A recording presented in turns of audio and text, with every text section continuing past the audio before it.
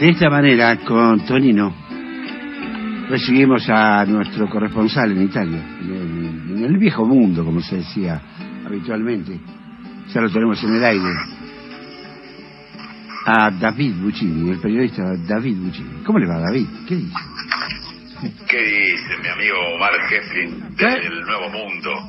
Está en su rancho nuevo. Qué lindo. Estoy en el rancho, sí, en el rancho. Ahí. Viendo las no veo cabezas de ganado, pero veo cabezas de personas que pasan y... Claro. Que más o menos en esta época es lo mismo. Es más entretenido. Pero en esta época uno no sabe que es la cabeza de un ganado que de una persona. Pero estar mirando vacas todo el día también debe ser medio aburrido, ¿no? Acá sí, se lo digo yo que fui un niño ordeñador, ¿eh? Que usted también me definiera hace mucho tiempo, de la teta de la vaca a internet. Así, sí, un solo viaje. Con un pasaje de ida. Usted sabe, David, que yo en ese momento tenía una memoria prodigiosa. 100 vacas, suponga usted. Holandas. ¿En qué se distingue una vaca de la otra? Usted dice como los chinos, son todos iguales. Y será la manchita, será el tipo de mancha, ¿no? Bueno, cada vaca tiene un nombre. Que le pone uno, digamos. Que le pone uno, para llamarla. Y uno las conocía a todas. Mariposa, decía por ejemplo, no vamos, cualquiera. Y la vaca paraba las orejas y venía. Y ahí le largaba yo el ternero, ¿no? El ternerito, para que fuera ahí a mamar un poco, y así ya la vaca, decían, bajaba la leche para que se sentara en el ordeñador. Ya venía excitada, digamos. Claro, entonces baja la leche y el ordeñador saca toda la leche ahí para que... Bueno, la vaca no se puede quedar 2 días con la leche sin que se la saque. Digamos que te dedicaba a engañar a las vacas, digamos.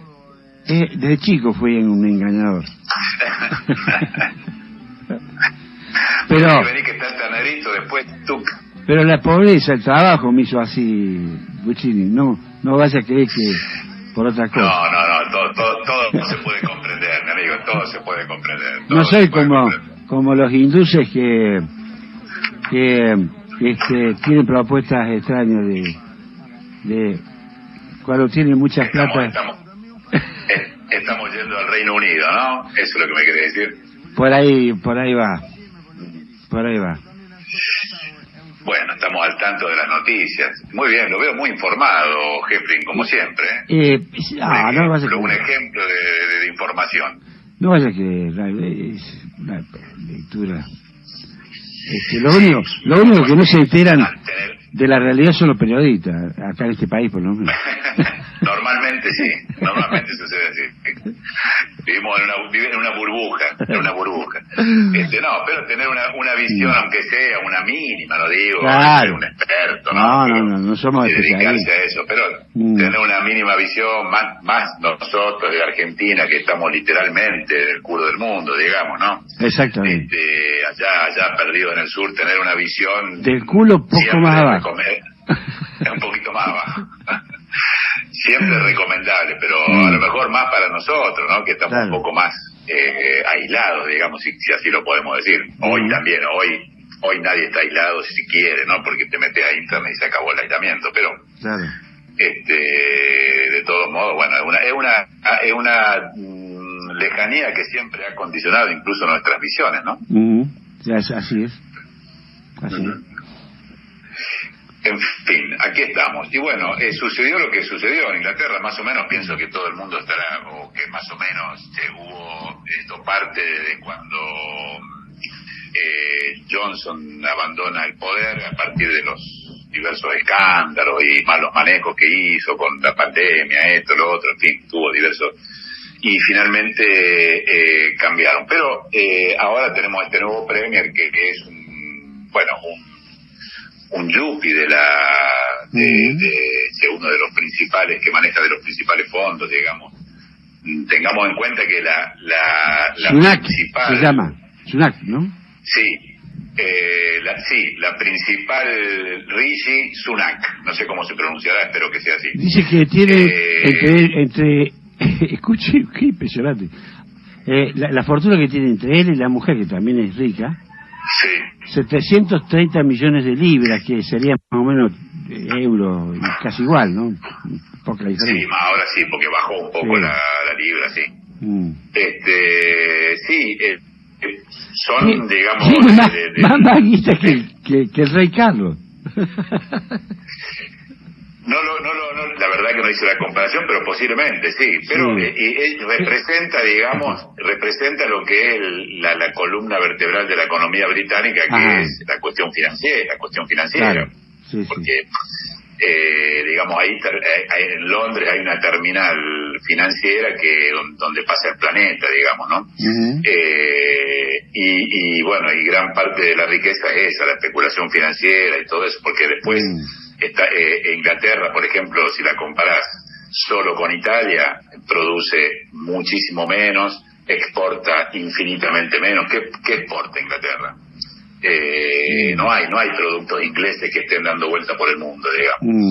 Es una isla que tiene que importar casi todo, y esto le ha traído justamente los graves problemas al salir de la Europa, porque una vez que salieron de la Unión Europea, donde no había una frontera en todo el intercambio comercial con todos los países europeos, se estableció una frontera y todo eso empezó a encarecer los productos, todo eso, la logística, en fin, los problemas. Acá estamos de frente a un partido conservador que se jugó que engañó a la población diciendo que el salir de la Europa era la solución a todos los males, porque la Europa tenía muchas reglas, digamos, esto es lo que los tipos decían. Nosotros somos liberales, hacemos como queremos, no tenemos por qué atarnos a las reglas que dictan los alemanes, los franceses, en fin, si bien son reglas compartidas, pero ellos por ejemplo nunca tuvieron el euro, ¿no? Digamos, son un miembro que tuvo siempre una cierta diferencia. Salieron de la Europa y se dieron cuenta que en realidad todas esas reglas los ayudaban a vivir y los tenían dentro de una comunidad que comercialmente y económicamente le da todo un beneficio enorme.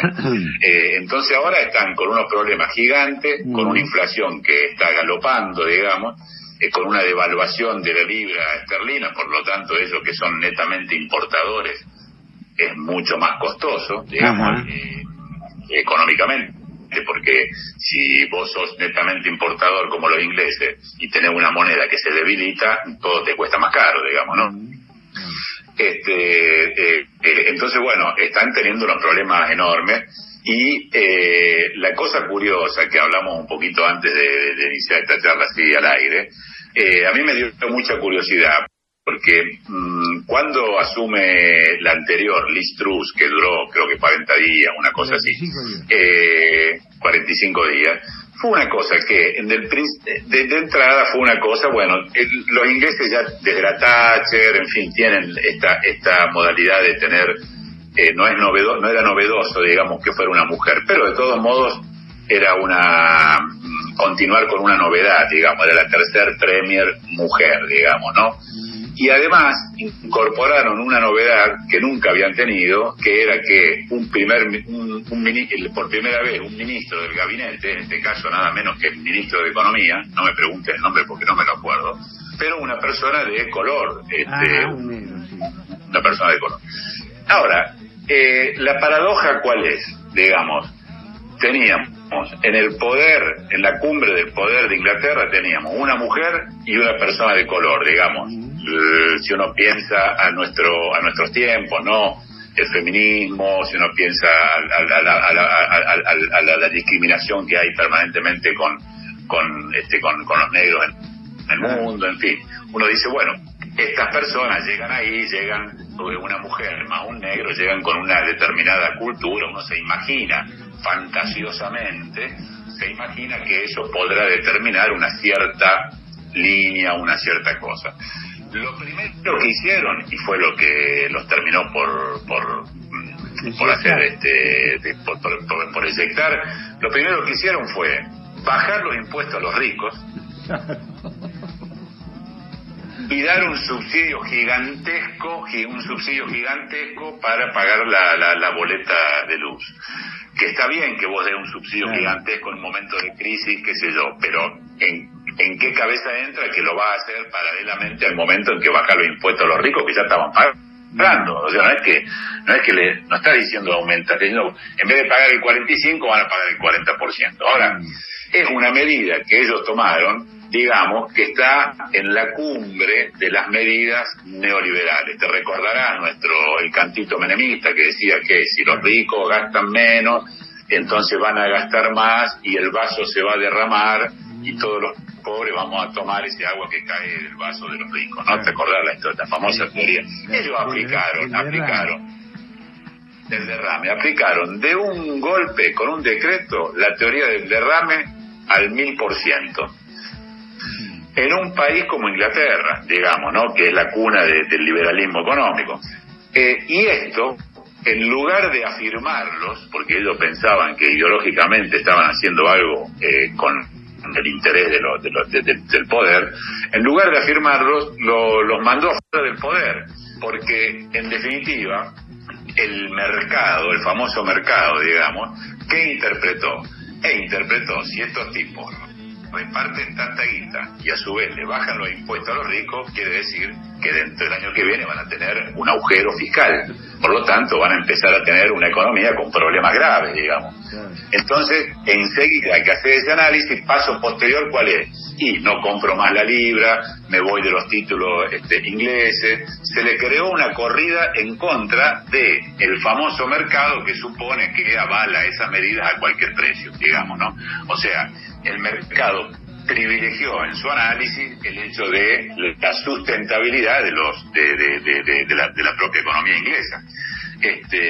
Por lo tanto, la curiosidad es, dos personas que representan la mujer y el sector de las personas más discriminadas del mundo, que sería un mundo occidental, que son los negros, toman las peores medidas que podemos imaginar desde el punto de vista económico, desde el punto de vista del neoliberalismo, y para colmo vienen expulsados del gobierno por el propio mercado. O sea, es una cosa interesante, digamos, ¿no? Como para analizar, porque evidentemente no siempre las cosas son como parecen, y a veces son tantas las diferencias, los diferentes variables que entran en una dinámica de este tipo, ¿no? Como por ejemplo económica, porque yo cuando anunciaron eso dije, bueno, está bien, estarán todos contentos, los ricos lo apoyarán, las empresas estarán felices y contentas que pagarán menos, y 3 días después tenían una crisis económica. Ahora, esta crisis económica, ¿qué significa? Ellos, ¿por qué hacen eso? Bajo los impuestos a los ricos y doy guita así a los pavotes. Cosa que en el contexto de la Unión Europea, para hacerlo, tenés que hacerlo en un acuerdo europeo, pero no lo podés hacer en tu propio balance. Porque si tu balance va a ser deficitario, ahora las reglas de la Comunidad Europea te penalizan y te dicen que eso no lo podés hacer. ¿Qué descubrieron los ingleses en este caso? Descubrieron que en realidad las famosas reglas de la Comunidad Europea que ellos tanto odiaban y tanto despotricaban y tanto querían irse de estas reglas, en realidad es una interpretación que la Comunidad Europea hace de las reglas vigentes en el planeta, digamos, ¿no es cierto? De las reglas de mercado que tienen que respetar la China, cualquier país del mundo, digamos, ¿no? Entonces ellos se encontraron con esa supuesta libertad de hacer cualquier cosa, y ahora se dan cuenta que esa supuesta libertad en realidad era una ilusión, porque no podés administrar un país y hacer cualquier cosa desde el punto de vista administrativo o económico, porque las consecuencias, si no te la hace pagar el electorado, te la va a hacer pagar en este caso la propia realidad, porque cuando vos tenés más déficit, se te devalúa la propia moneda, tenés que seguir importando tanto y va a tener que tener más cantidad de libras para poder importar lo mismo que importaste el año pasado y a su vez tenés menos ingresos porque bajaste los impuestos a los ricos y el problema te viene, digamos, ¿no? O sea, el problema te llega. Y bueno, este es un ejemplo de cómo a veces las posturas ideológicas, en este caso de la ideología más neoliberal, cómo las posturas extremadamente ideológicas chocan con la realidad. Haciendo un paralelismo y andando al tema Italia, que asumió ayer la Meloni, digamos, ¿no? Que se hizo cargo finalmente del gobierno, en su discurso en ningún momento se olvidó de todo lo que había dicho en campaña electoral. O sea, habló de la Europa como la casa en la que nos podemos estar todos mucho más seguros. Habló de las reglas europeas como que sin duda son reglas que se pueden modificar y crecer y etcétera, etcétera, pero que se deben respetar. Digamos, se puso los pantalones largos, digamos, desde el punto de vista político y garantizó en la formación del gobierno una continuidad con lo que es la línea europea desde el punto de vista de la estabilidad económica y etcétera, etcétera. Todo eso te permite estar dentro de una comunidad que al momento del problema, como fue con el COVID, abre la billetera, que es una billetera muy grande, digamos, y puede poner en el momento de crisis puede poner la guita para que la crisis sea eventualmente superada. Entonces, la Meloni, que se suponía que era o que venía con una carga ideológica de derecha muy fuerte, donde también proponían la flat tax. La flat tax es la tasa plana. O sea, yo gano 50.000 euros al año y pago el 20%. Gano 14 millones de euros al año y pago el 20%. Teóricamente es una igualdad, pero en la realidad es una desigualdad total porque no hay progresividad, digamos, en función de lo que vos ganes, ¿no? La flat tax es lo que hizo lo que hizo el gobierno británico, o sea, bajar las tasas a los ricos para equipararla a las tasas de los que menos tienen, a los porcentajes. Entonces, sacar esa progresividad de los impuestos para beneficiar a los ricos fue parte de la campaña electoral de toda la derecha en Italia. Ahora, apenas asumieron, dijeron, bueno, acá esto lo veremos más adelante, como si podemos hacerlo, ¿no? Sí, digamos, fueron pragmáticos. Fue mucho más pragmática la Meloni que la Liz Truss, que salió ahí y se creyó el cuentito de que con las recetas ideológicas iba a gobernar la economía del planeta. Bueno, en fin, estoy haciendo un paralelo un poco aventurado, pero porque Meloni ayer hizo todo su discurso y todo el mundo quedó muy tranquilo, o sea, quedamos todos muy nerviosos en función de sus planteos, ¿Por qué? Un mal pensado, Bochín. No, bueno, porque ella, digamos, a ver, ¿cómo podemos dividir en dos grandes trazos lo que ya lo que pintó, digamos, la Meloni para este gobierno? Desde el punto de vista de la estabilidad económica, de la progresividad de los impuestos, quien más gana más paga, y de las reglas básicas, digamos, de convivencia de la Comunidad Europea, ella fue súper pragmática, digamos, y eso ya da una tranquilidad a todo el mundo, porque dice, bueno, esta no va a ser ninguna pavada, viste que mañana nos encontramos con un bolonqui, digamos, esta es un poco la cosa.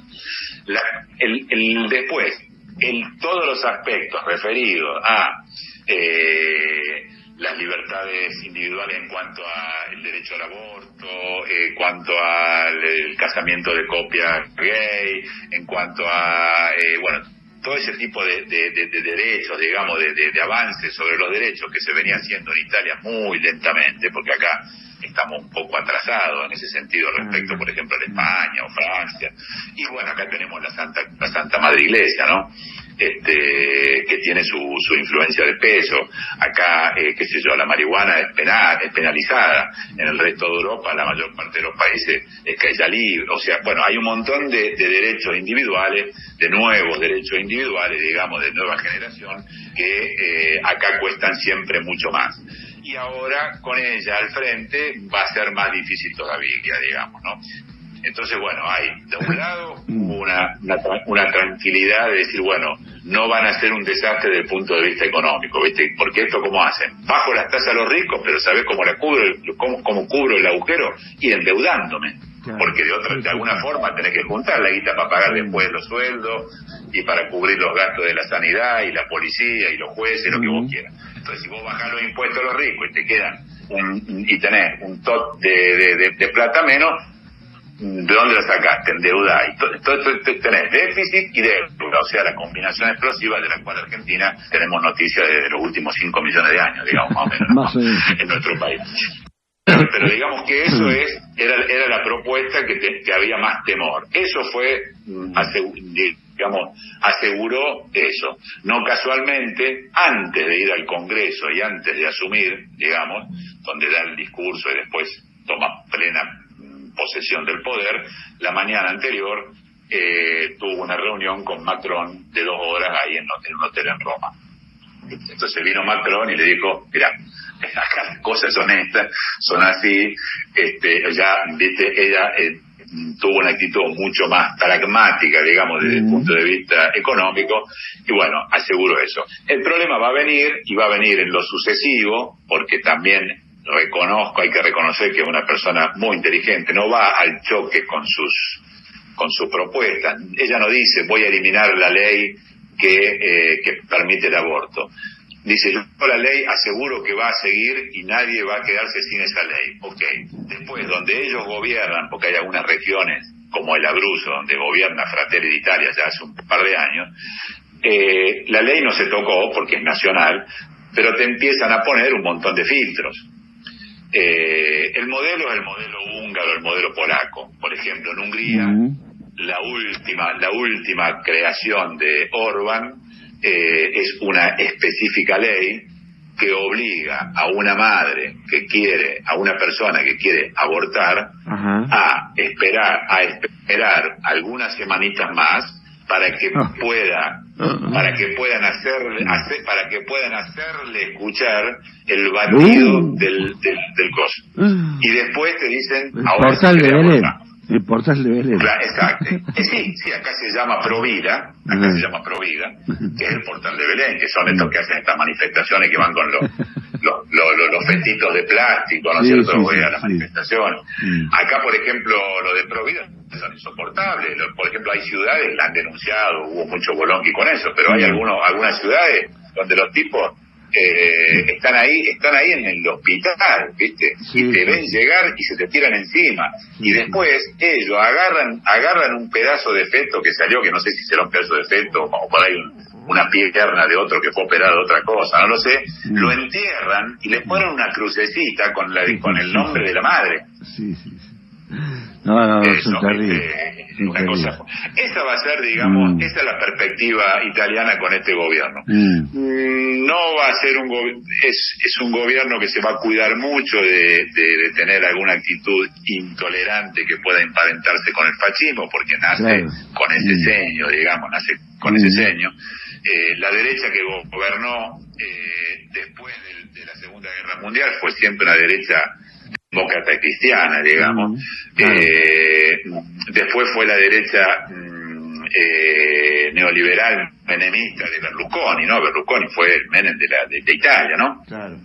Pero esta es la derecha que nunca había gobernado como principal partido de la coalición, que es la derecha que se llama la derecha social, digamos, ¿no?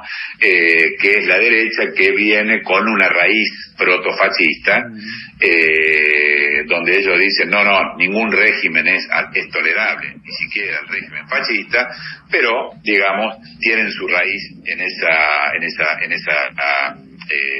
dirección. Pero en ese sentido, digamos, las fuerzas sociales, digamos que porque en definitiva sacaron el 26% del 60% de las personas que fueron a votar, o sea, en términos técnicos concretos lo votaron 14%, o sea, cada 10 personas que viven en este pueblo 9 prácticamente no la votaron. Exacto. Entonces no es que puedan hacer quizá qué cosa. Van a complicar la vida con los inmigrantes, van a empezar otra vez con los discursos, ya Salvini está diciendo que ahora se va a poner a cuidar que no entre nadie, cuando en realidad lo que hace falta es que entren personas, porque hay un problema demográfico alucinante. Claro, acá, ¿cuándo sabe cuándo? Claro, ¿quién va a pagar las jubilaciones cuando yo me jubile? No sabemos quién va a pagar las jubilaciones. Dentro de 15 años no sabemos quién va a pagar, porque no hay más pibes. Sí. Digamos, la pirámide de la edad famosa que se construye, ¿cómo construís? Ponés una primera barra que son la cantidad de chicos de 0 a 4 años, la barra superior de 4 a 8, y así hasta que llegás a 100 años, ¿no? Si vos entras a internet y pones pirámide de la edad de América Latina, un país cualquiera, tiene la forma de la pirámide de Keops, ¿no? Tenés tantos pibes y tan poquitos viejos en la punta, ¿no es cierto? Si vos agarrás la pirámide de Italia, es una pirámide invertida. Claro. Tiene una base angosta, digamos, que se va ensanchando hacia las edades más altas. Claro. Entonces, eso es un problema. Es lo que está pasando en la China. Claro. Sí. La China, que hace 1 año y medio, 2, decidió terminar después de 30, 40 años. Que puede tener hasta dos hijos, creo, ¿no? Sí, ahora ya está medio como liberado, ya se termina, digamos. Pero ¿por qué está medio como liberado? Porque los tipos se dieron cuenta, y los chinos cuando toman una decisión del Partido Comunista, son muy cabeza dura para poder darse, porque son muy orgullosos políticamente hablando, digamos, ¿no? Entonces, si en el poder se mantiene todavía la línea, o el tipo, o el descendiente de la línea que estableció algo, como eso lo hizo en nombre de la patria y no sé qué, y qué sé yo, entonces es intocable. Y los tipos no tocaron por decenios esta ley. Murieron millones de pibes que los chinos los tenían y los tenían que ahogar. Y pasó otra cosa, estoy leyendo justamente un libro que se llama Colaciones a Pekín, o Desayuno en Pekín, de un periodista de la UNITA que estuvo 40 años ahí en Pekín, que hablaba, muy interesante. Y el tipo explica, por ejemplo, justo lo estaba leyendo en estos días, el tipo explica que no solo se crea un problema demográfico porque hoy tienen este problema de que no saben cómo superar el tema de que habrá tantos viejos y tan pocos jóvenes a brevísimo tiempo, con una dificultad más grande. En la China no hay inmigrantes. ¿Quién emigra a la China? Claro. En los países de acá europeos, más o menos, dice, bueno, en España abre la inmigración, qué sé yo, y tiene, viste, bueno. Pero en la China, ¿quién emigra? Nadie va a emigrar a la China. Entonces tienen un problema realmente grave. Y más grave aún, que culturalmente, cuando tenían el primer hijo, si era mujer, normalmente lo ahogaban en el agua. ¿Por qué? Porque querían el machito que después laburara y me mantuviera cuando sea viejo. Esta es la tradición china. Si yo solo puedo tener uno, que sea varón. Entonces tenés enteras generaciones con el 60-70% de hombres, pocas mujeres, y a su vez pocos jóvenes relativamente a los viejos.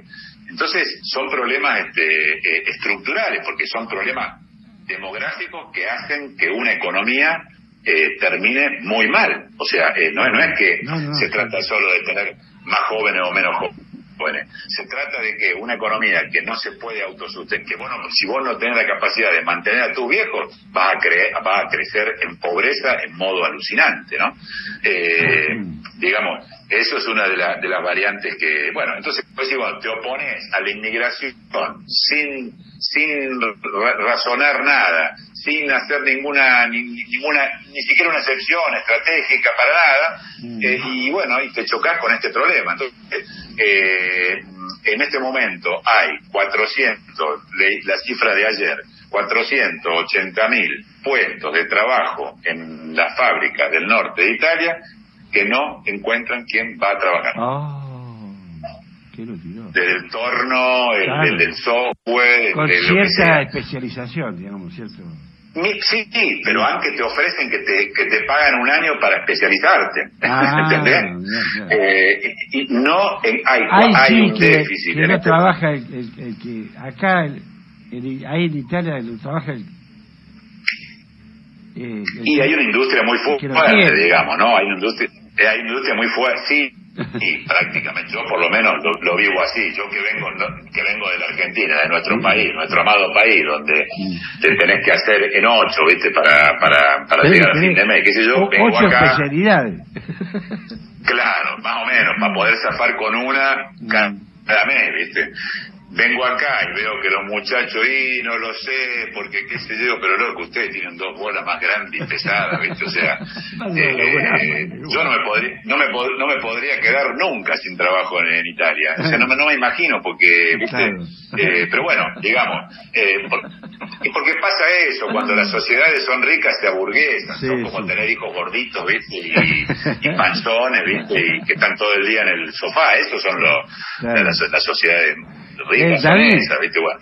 Te voy a recomendar, a lo mejor ya la conocés, pero escuché está en Buenos Aires por estas horas, es una economista italiana, dice que muy consultada, muy respetada en el mundo, es joven. ¿Cómo se llama? Mariana Mazzucato, con Z. Así, no me... Mariana Mazzucato, tiene algún par de libros... instituto... no sé, pero en algunas debe aparecer. Acá han aparecido un par de libros, Misión Economía, se llama. Sí. Una guía para cambiar el capitalismo, cosas así. Y después habla del Estado emprendedor.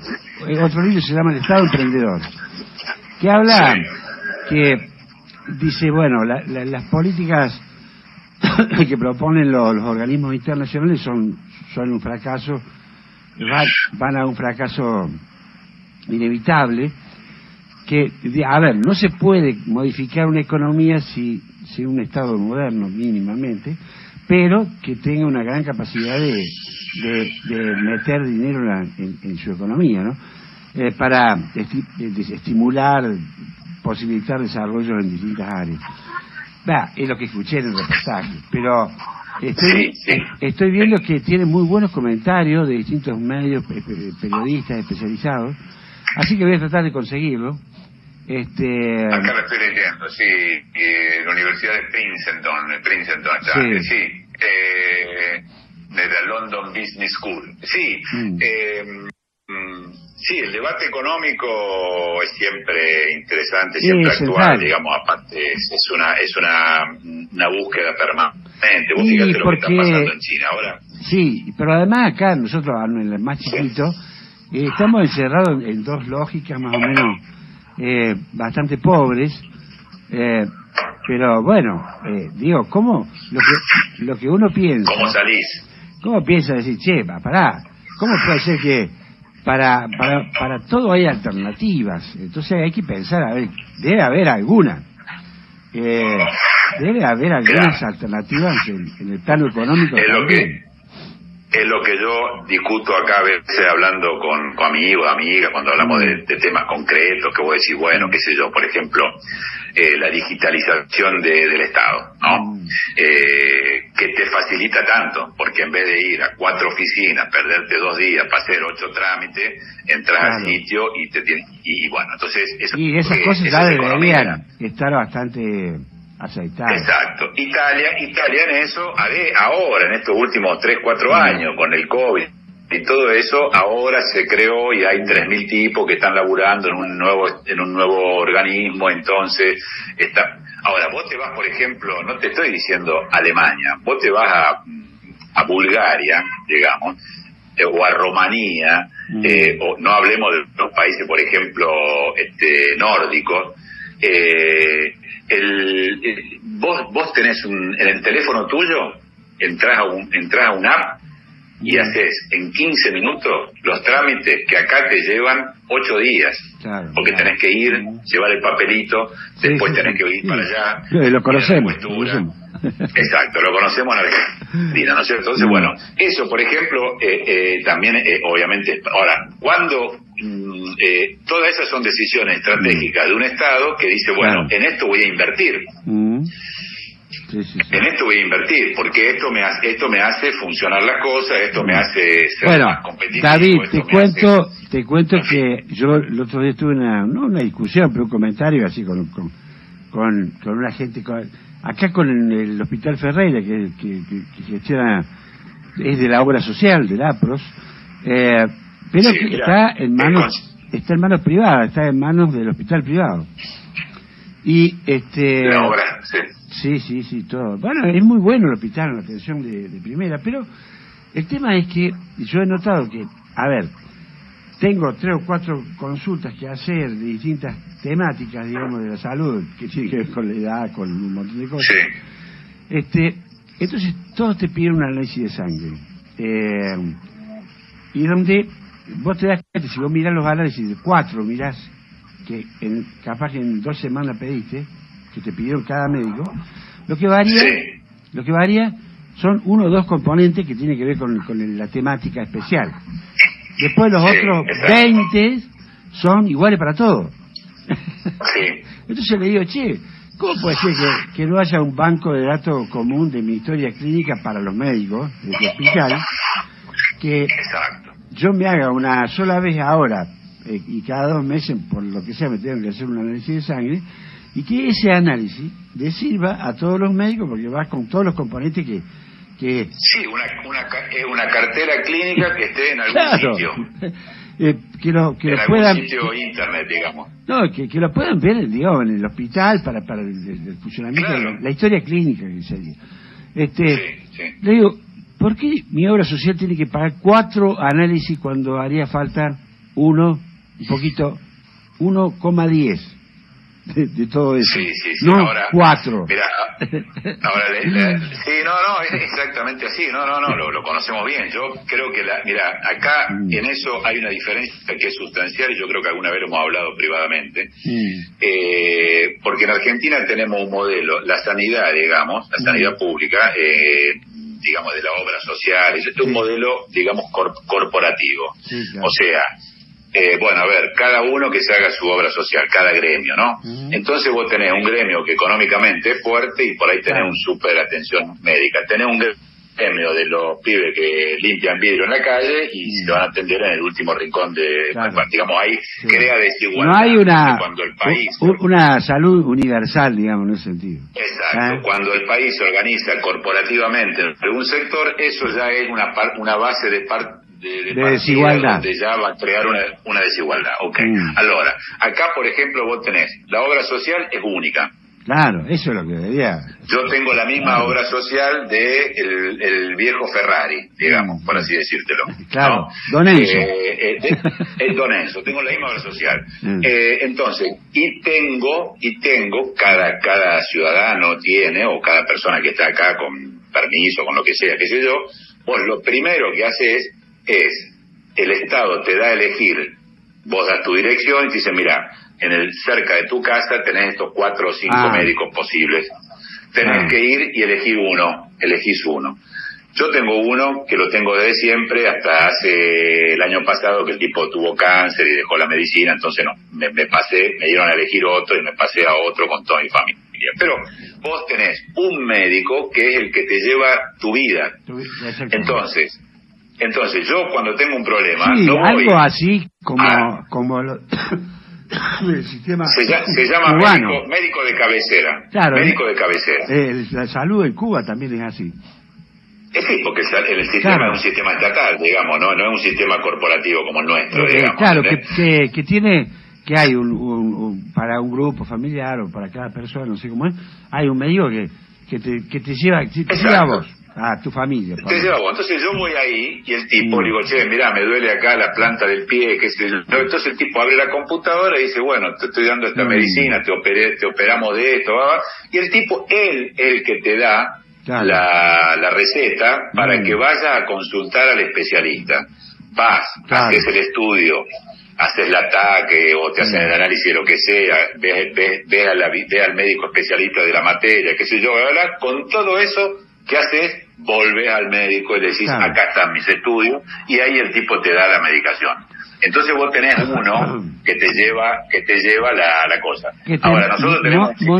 monitorea la generalidad, toda. Claro, y que tiene toda tu historia clínica. No, acá me llama la atención que el cardiólogo, por ejemplo, que por la tensión, todo ese tipo de cosas, tenés que verte con un cardiólogo. Bueno, entonces el cardiólogo sabe lo que me pasa en ese tema. Pero el cardiólogo debería saber que yo tengo otros problemas. No lo sabe. Exacto. Y que a lo mejor tiene que saber que tener un problema que no es específicamente cardiológico, claro. pero que te implica tomar cierta medicina o qué sé yo, claro. no sé qué, que entonces tiene que tener en cuenta eso para darte la nueva terapia, porque si la nueva terapia por ahí entra en colisión con algo que estás tomando hace 5 años, te hace un quilombo. Te preguntan a vos, ¿qué medicamento tomas? ¿Qué sé yo? Tomo ahora, uno. ¿cuánto crees que puede durar en Argentina un gobierno que diga, señores, a partir de mañana los sindicatos no van a tener más la obra social, vamos a hacer la obra social única? ¿Cuánto podría durar un gobierno en Argentina? Bueno, ahora, te doy una porque vos me tirás cosas, jefe, y acá yo trato de moverme lo más rápido posible para darte respuestas inmediatas. Ahora, esta Mariana Mazzucato no es una economista marginal, no es una economista no quiero marginales en el tema de economía. Digo, no es una economista de los márgenes de la economía. Esto, estoy viendo su currículum. No, bueno, pero, a ver, David, yo no estoy pidiendo en la economía marginalidad. Digo, pero te voy a dar un dato solo economistas que no sean ortodoxos, digamos, solamente. Exacto. Te voy a dar un dato muy interesante. Fue nombrada por el presidente Conte, que fue el presidente de Cinco Estrellas, que estuvo como 4 años en el poder, que cuando hizo el primer gobierno en alianza con la Lega y el segundo gobierno en alianza con el PDI, esto lo hablamos nosotros en un momento, cuando hizo la alianza con el PDI, o sea con el centro izquierda, fue el gobierno que de los últimos 30 años tomó medidas más de izquierda de los últimos 30 años, digamos. Y acá te doy una prueba de eso. En el 2020 viene nombrada conciliere, o sea, integrante del concilio, consulente del presidente, del presidente del Concilio Conte, consultora del presidente del Concilio Conte, y actualmente está en la administración de Enel. Enel sería como la EPEC nacional, digamos. Bien. En el 2020 también... Mejor. Exacto, estuvo trabajando en el gobierno siempre de Conte en lo que se llamó el Plan Colau, que es el apellido de un tipo, que hicieron, digamos, este plan de modernización, de digitalización, que hablamos antes, ¿te acuerdas? Yo decía de la digitalización, que hablábamos estuvo trabajando en ese área, está trabajando actualmente desde el 15 de octubre del 2022. Fue nominada miembro de la Pontificia Academia per la Vita, que es la Academia Económica de la Iglesia, digamos. Bien, perfecto. No, está bien. Vos me tirás una cosa, yo trato de responder. Simplemente así, ¿no? De decir, me viene con un economista hippie. No, pero a veces que si vos me decís, bueno, viste, el tipo el francés que hizo la teoría de la decrécita feliz, ¿no? El decrecimiento feliz. Claro. Digamos, ¿no? Sí, está todo muy bien, pero viste, aplica eso hoy en un país y en 8 meses estamos todos pidiendo comida por la calle, ¿viste? O sea, son teorías, son cosas pero eso que alimentan el debate. Bueno, y alimenta y también me imagino pueden disponer a otros a repensar mejor eso que como idea puede ser muy primitiva. Síntesis, ¿no? Así, es la evolución de esa tesis y síntesis, pero digo, no es una persona teórica, digamos, de la economía que, por ejemplo, estudiara otra vez todo lo que fue el proceso ¿Cómo será? Porque yo una cosa que leí de los comentaristas del libro, que lo han leído gente especializada, dice, el libro lo puede leer cualquiera, no es para economistas, si bien es para economistas, pero es de una lección, de una comprensión muy para cualquier persona. Bueno, eso ya me habla bien de un economista. ¿Vio que habían dicho? Cuando vos a un economista no le entendés nada es porque se está cagando. Sí, o porque viste, cuando hablan entre ellos, obviamente, claro, si dos astrofísicos se ponen a hablar entre ellos, claro, y se van a comunicar haciendo fórmulas, ¿viste? Claro. Pero lo importante también es que esa ciencia, digamos, baje a la comprensión, claro, general, y te lo van a comprender. Mirá, con la teoría de la relatividad, que estaba leyendo la otra vez, una cosa muy interesante de cómo fue el proceso en la que después Einstein llega a la teoría de la relatividad, el tipo se le dispara investigar esta cuestión de la relatividad del tiempo y de la compresión del espacio, de los pliegues, ¿no?, del espacio-tiempo, en fin. ¿Por qué? Porque lee un estudio, una teoría que hacen unos pibes de la universidad, le hicieron 20, 30 años antes, delirando. ¿Viste? Los que se juntaron y dijeron, a ver, deliremos, supongamos que supongamos que el espacio se puede plegar, dijeron. Bueno, supongamos eso, y empezaron a hacer fórmulas. Pero ¿de dónde salen las ideas más lindas? Claro. Y de ahí, exacto. Claro. Una noche estás divagando. Cuando uno rompe los esquemas, y se anima a dar un paso que a lo mejor en principio aparece como absurdo, pero de ese paso que diste hay un elemento que puede... Aparece un Einstein, te dice, mira vos, los muchachos. Porque la teoría era considerada absurda hasta que Einstein la hizo combinar con otras cosas, y después pasó a ser la nueva física, ¿viste? O sea, por eso sí, obviamente que el proceso, yo me refería con la palabra marginal, no quería ser menospreciar a nadie, digo simplemente que es una persona que no es una de la universidad que solo hace teoría. No, esa gente...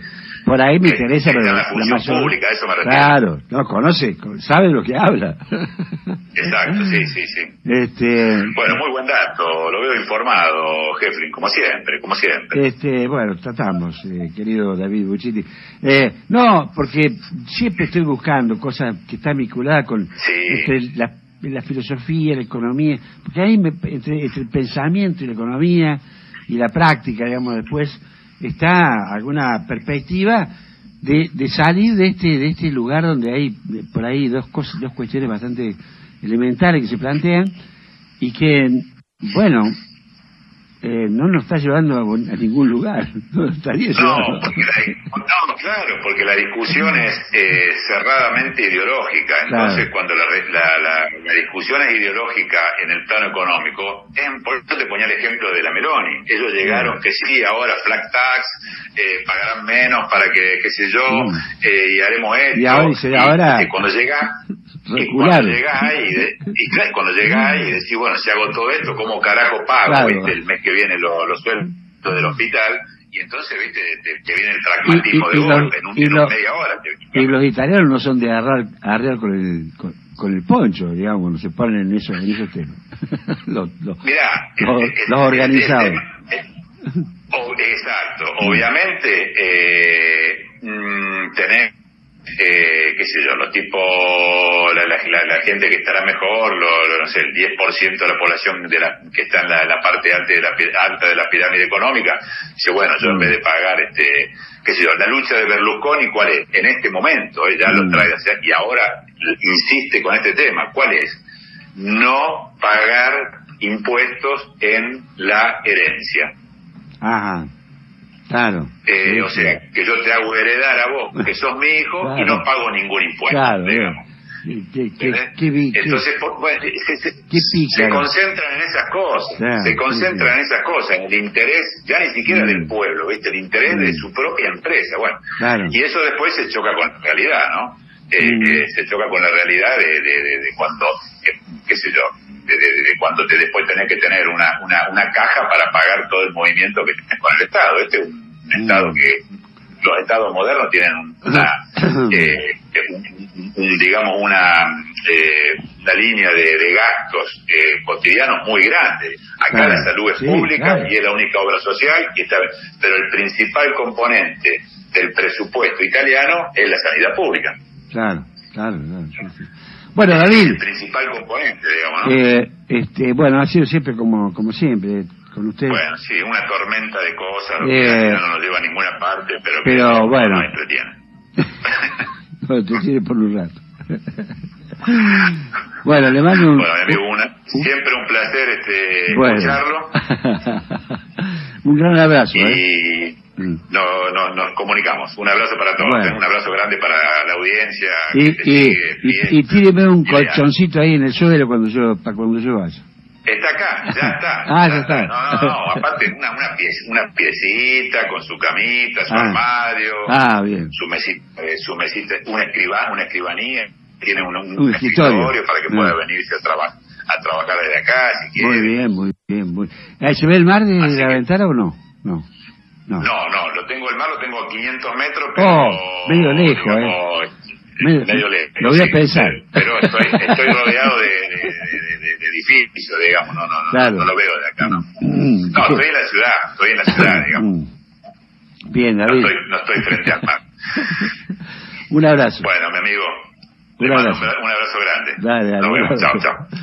David Buccini, el periodista David Buccini con nosotros, dándonos un panorama de lo que está pasando en Italia, en Europa, en estos momentos. Bueno,